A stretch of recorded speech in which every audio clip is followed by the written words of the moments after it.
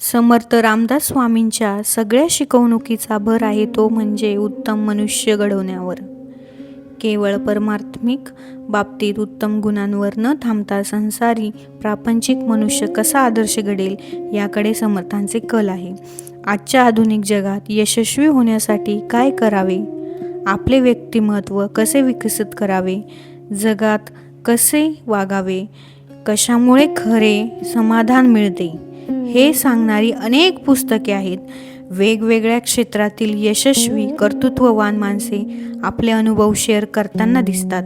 समर्थांनी यातील अनेक गोष्टी त्यांना लेखातून 16व्या-17व्या शतकात सांगितले आहेत. या जगात खरे समाधान कसे मिळेल हे सांगताना समर्थ म्हणतात, शरीर परोपकारी लावावे, बहुतांच्या कार्यास यावे, उणे पडो नेदावे कोणी येचा.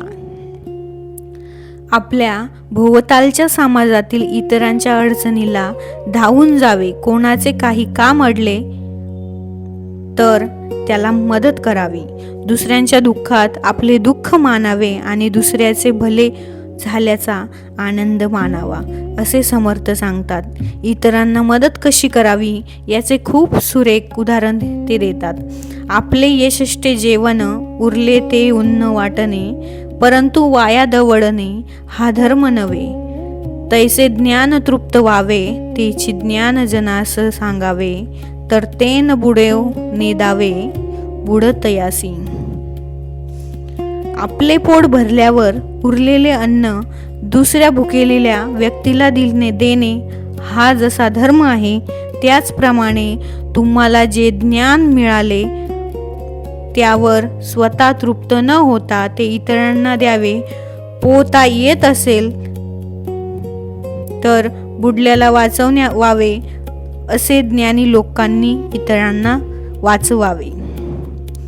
रामदास स्वामींचे हे विचार मी लहानपणापासून ऐकत आलो आहोत. माझे वडील ज्याप्रमाणे आजारी रुग्णाची, गरजू विद्यार्थ्यांची सेवा करायचे ते मी पाहिले, अनुभवले. त्यामुळे कमावत्या वयात मला इतरांना मदत करण्याचा छंद लागला. माझ्या पहिल्या वहीला कमाईच्या 522 रुपयातले 400 रुपये मी एका गोरक्षण संस्थेला दान केले.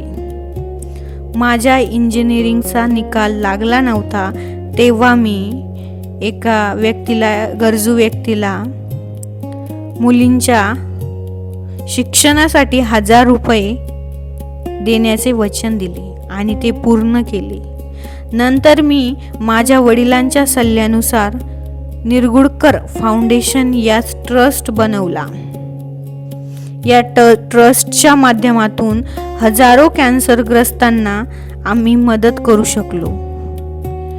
शेकडो विद्यार्थ्यांनी शैक्षणिक सुविधा पुरवून शकलो. आज मला या सगळ्यातून विलक्षण समाधान नक्की लाभले आहे. समर्थ म्हणतात की तीर पाहो जाता सुख नाही, सुख पाहता की तीर नाही, विचारो विनी कोठेही नाही समाधान.